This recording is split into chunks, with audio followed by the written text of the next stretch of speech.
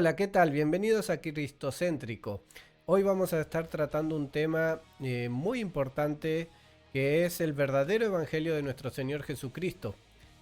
¿Por qué digo que es muy importante? Porque el día de hoy se escuchan muchas voces que están hablando de distintas cosas, las cuales no están centradas en la palabra, sino que es más bien el deseo de los corazones que hay en esas personas que terminan hablando de distintas cosas, de sí, si venís a Cristo, el Señor te va a dar un trabajo, Él te va a solucionar todos tus problemas, el Evangelio de la Prosperidad y distintas cosas que se van escuchando que no están completamente centradas en Cristo y en lo que Él hizo para cada uno de nosotros, sino que con una cierta astucia humana tratan de llamar la atención de las personas sin hablarles de la verdadera necesidad que hay, porque parece que hablar del pecado, hablar de que somos pecadores y que necesitamos ese perdón de parte de Dios, quedó atrás, es antiguo, no, ya no es cool, no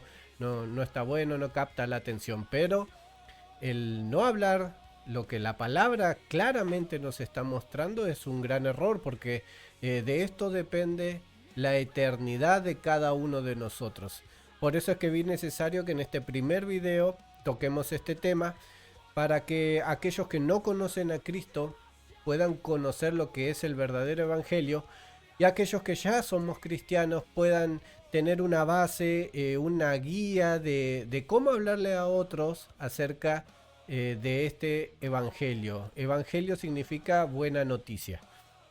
Así que bueno, los invito a que se puedan suscribir al canal, que puedan darle like, que puedan compartir el contenido, que puedan activar la campanita para que no se pierdan ninguno de los videos, ya que en otras ocasiones voy a estar hablando de cosas que ya afectan la vida de los cristianos, como ser el intentar vivir ahora una vez que hemos creído por medio de la ley, y también sobre el pecado, esas personas que están atadas a pecados de manera recurrente, un pecado que los domina, los esclaviza y que nunca pueden dejar.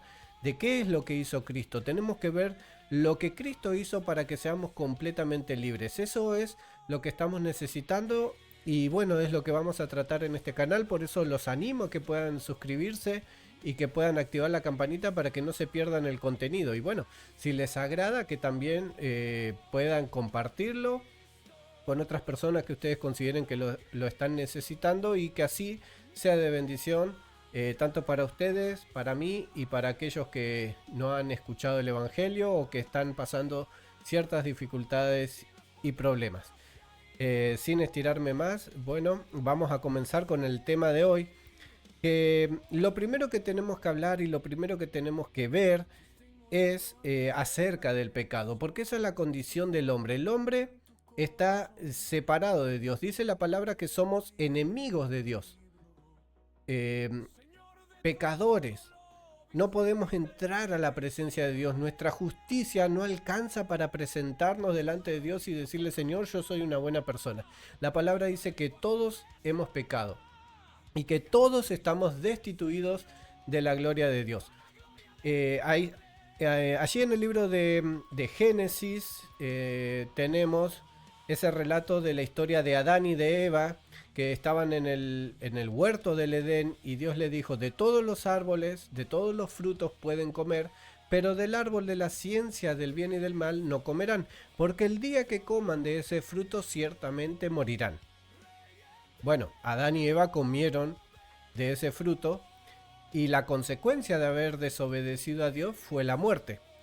Ellos murieron realmente, pero esta muerte en un principio no significaba que iban a caer fulminados ahí y que iban a dejar de existir, sino que lo que estaba diciéndoles el Señor era de que iba a haber una separación entre ellos. Lo primero que hubo fue una separación entre el hombre y Dios. El hombre ya no se podía relacionar con Dios porque había cometido pecado, y dice la palabra que Dios es santo. La naturaleza del hombre se corrompió y el hombre ya no tenía ninguna capacidad para poder solucionar este tema, ni podía presentar una justicia o hacer algo para remediar la situación, porque el decreto de Dios ya había sido dado. El día que coman del fruto van a morir. Esa fue la sentencia y Dios la cumplió. El hombre fue echado fuera del huerto del Edén y tuvo que sufrir las consecuencias de estar en esa separación de Dios. Pero bueno, Dios no es que esto se le salió de las manos y dijo, bueno, ahora qué voy a hacer, el hombre pecó y cómo lo soluciono, sino que el plan de Dios ya estaba detallado, ya estaba trazado desde antes de la fundación del mundo. El plan de Dios era salvarnos por medio de Cristo, pero primero, antes de eso, lo que Dios hizo fue, eligió un pueblo, el pueblo de Israel, y resumiendo bastante, ¿no?, lo que dice la escritura, eligió un pueblo que es el pueblo de Israel y a ellos les dio la ley. Les dio la ley y les mostró cómo tenían que hacer los sacrificios para poder estar en paz con Dios y poder tener una relación con Él. Por medio de estos sacrificios que eran becerros, cabras y distintos animales y distintos rituales de purificación que describe la palabra, la gente se podía relacionar con Dios, pero el pecado no era quitado de la persona, sino que más bien era como cubierto, como que el pecado de la persona quedaba tapado para poder acercarse a Dios. El pueblo no podía entrar en el templo, en el lugar santo, ni mucho menos en el lugar santísimo, que era donde estaba la misma presencia de Dios. En el lugar santísimo únicamente se podía presentar el sumo sacerdote una vez al año, y previamente tenía que hacer todo un ritual para poder entrar, porque era tan terrible que hasta podía caer muerto si no lo hacía de la manera correcta. Entonces tenían un templo, un sistema religioso, tenían sacerdotes, sumos sacerdotes. Esos sacrificios no quitaban el pecado, sino que más bien lo cubrían, y era una sombra del verdadero templo y del verdadero sacrificio, que es Cristo. Todo eso era sombra, y la ley vino para, dice la palabra, para encerrar todo bajo pecado. ¿Por qué? Porque los israelitas no pudieron agradar a Dios cumpliendo la ley de Dios. No podían cumplir toda la ley. Siempre en algún punto fallaban. Y la palabra también dice que aquel que falla en un punto de la ley ya está condenado. Entonces, el pueblo de Israel podía tener una cierta relación con Dios por medio de los sacrificios, pero si nosotros leemos la escritura vamos a encontrarnos que siempre el pueblo de Israel estaba desviándose. Siempre el pueblo de Israel terminaba adorando a otros dioses, terminaba pecando contra Dios, haciendo lo malo delante de Dios, y el Señor los castigaba, después los perdonaba, y así tuvieron todo un proceso el pueblo de Israel, y la palabra dice que siempre los israelitas terminaban matando a los profetas que Dios le mandaba, porque ellos no querían escuchar las malas noticias de sus pecados, ni la condenación que Dios les proclamaba por medio de sus profetas, porque ellos hacían lo malo.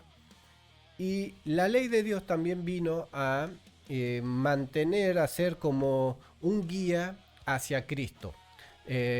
Encontramos que en Gálatas capítulo 3, versículo 24 dice: de manera que la ley ha sido nuestro ayo, es decir, nuestro guía, para llevarnos a Cristo, a fin de que fuésemos justificados por la fe.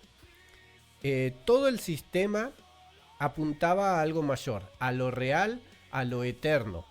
Por eso decimos que esto era tipo y sombra de lo verdadero, porque no era la realidad, sino que apuntaba a lo real y a lo eterno, que es Cristo.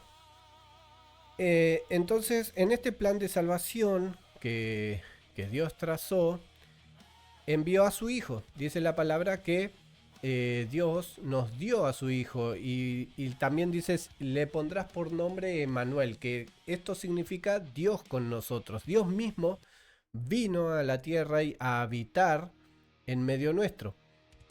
Dios el Hijo fue el que encarnó por medio de María, la que concibió por medio del Espíritu Santo, y Jesús al nacer nació como todo hombre, tuvo que desarrollarse como todo hombre, creció, vivió, aprendió, porque la palabra dice que él crecía en gracia y en sabiduría para con Dios y con los hombres.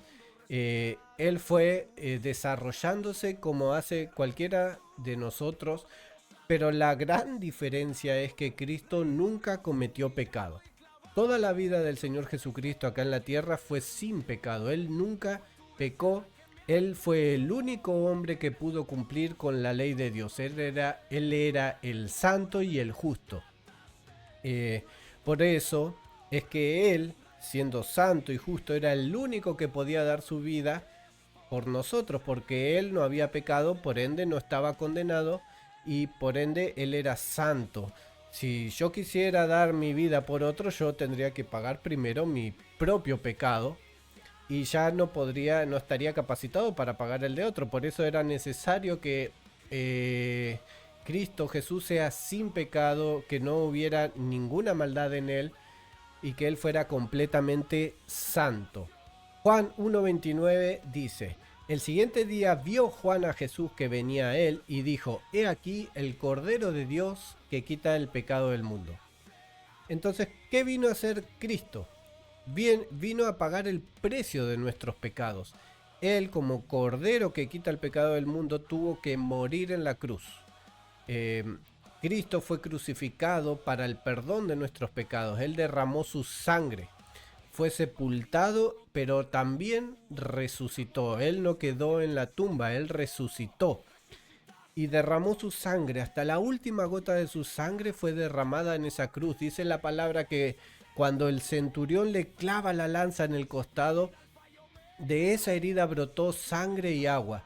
Que esto quiere decir que hasta la última gota de su sangre fue derramada en esa cruz para el perdón de nuestros pecados.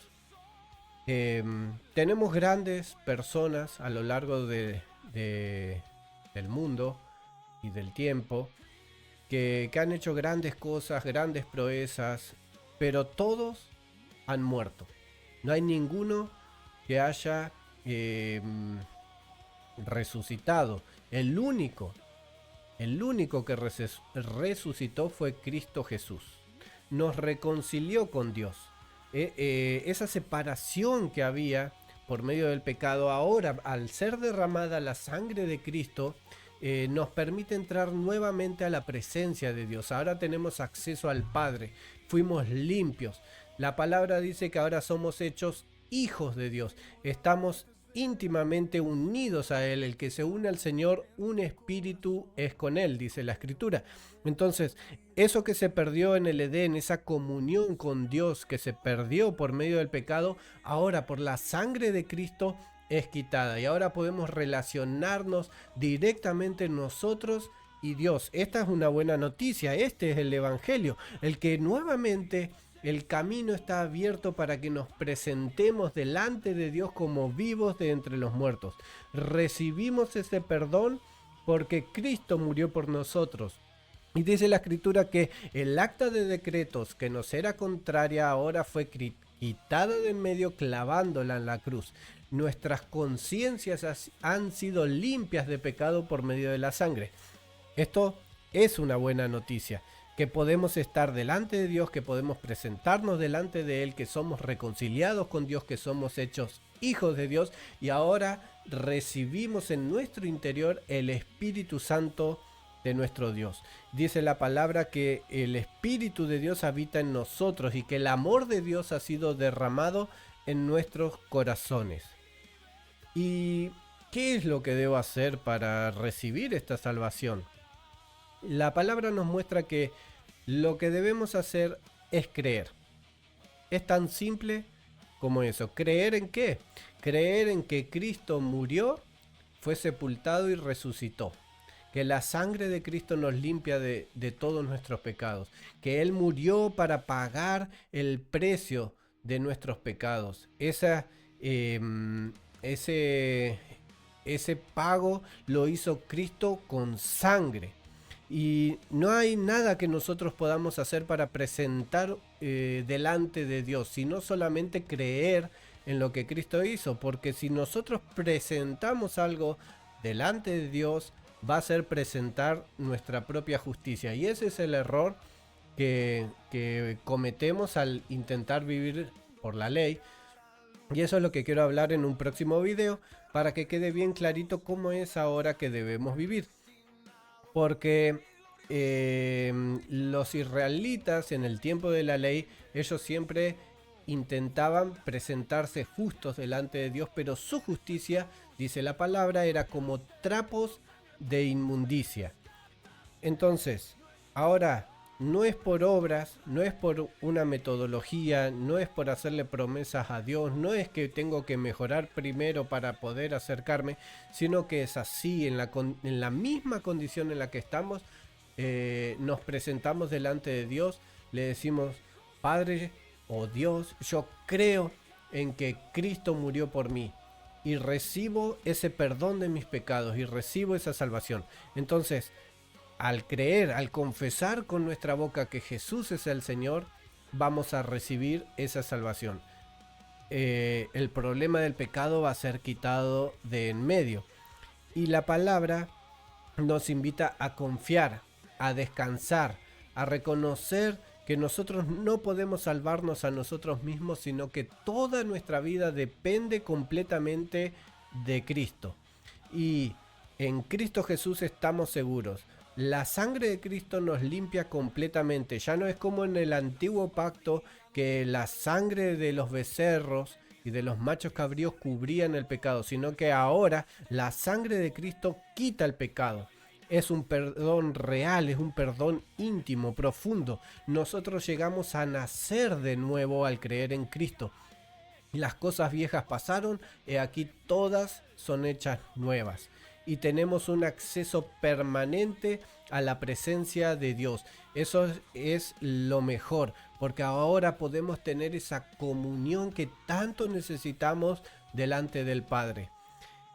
Así que, querido amigo, si vos no crees en Cristo, si aún estás en duda, existirá, no existirá, yo te invito a que confieses con tu boca: Señor, te necesito, yo no puedo, tengo este vacío existencial en mi interior y necesito que tú lo llenes. Y el Señor va a llenar tu corazón, ese vacío existencial se va a llenar. Pero lo más importante es que vas a recibir el perdón de todos tus pecados. La sangre de Cristo te va a limpiar, vas a sentir esa liberación en el interior que muchas veces te tenía deprimido, deprimida, que te tenía cabizbajo, sin saber a dónde ir. Cristo, al traer esa libertad de nuestro interior, nos suministra de su gozo, de su paz y de esa alegría que necesitamos. Cristo murió por los pecadores y la puerta está abierta. La palabra dice: si confesares con tu boca que Jesús es el Señor, vas a ser salvo. Cristo murió, Cristo resucitó y Cristo por medio de su sangre nos limpia. Así que te invito que puedas creer en el Señor. Y vos, que ya sos creyente, si podés llevar este mensaje a alguien más, va a ser de gran alegría para tu vida, porque vas a estar compartiendo el verdadero evangelio de Cristo. Por eso digo, el evangelio de Cristo no es la prosperidad económica que podemos conseguir, ni que Dios nos va a ayudar en todos nuestros problemas, va a solucionar la falta de trabajo, nos va a bendecir económicamente. Ese no es el verdadero evangelio. Si bien Dios nos puede bendecir, si bien Dios nos puede proveer una fuente de trabajo, el sustento diario, lo principal es que podamos solucionar este tema del pecado. Y como ya dijimos, no podemos solucionarnos por nosotros mismos. Por eso es que necesitamos a Cristo. Y bueno, los invito, queridos hermanos, si quieren compartir este video, si pueden darle un like para que llegue a más personas, eso va a ser de mucha bendición. Y que puedan activar la campanita para que no se pierdan los videos que siguen, para que sus vidas también sean bendecidas por este Evangelio de Cristo, porque la buena noticia continúa. Esto no queda acá, este es el comienzo de la buena noticia, este es el comienzo del Evangelio, pero hay mucho más que conocer acerca de Cristo. Así que los invito a suscribirse y muchas gracias. Dios los bendiga.